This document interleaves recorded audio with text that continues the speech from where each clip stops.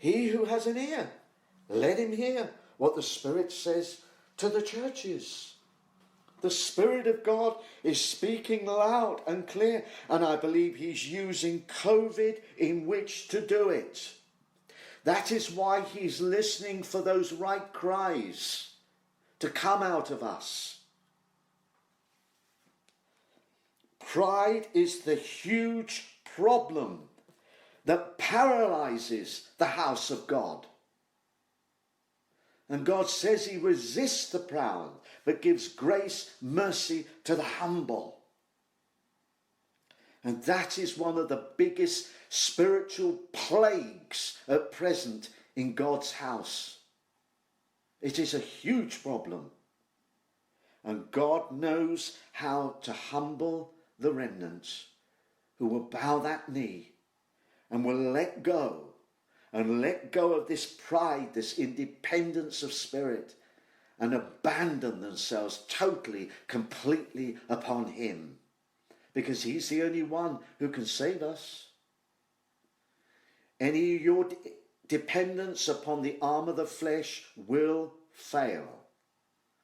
And that is as thus saith the Lord. It will. He's working so that we are totally abandoned completely upon him, because he's the only one that can save us. So the question I raise then, brothers and sisters, is COVID delivering me? Is this going to be a means of deliverance for me? Or is it going to be judgment? That's the question. You see, getting closer to the Lord is what he wants of us. That we have that prayer life and time. That we are in his word.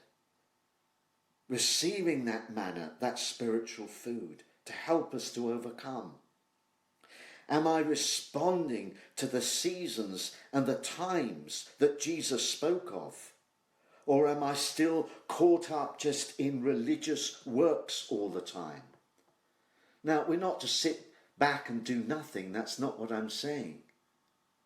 But everything has to stem by being led by the Spirit. The Spirit is getting us to walk in the Spirit now. It's growing up time now.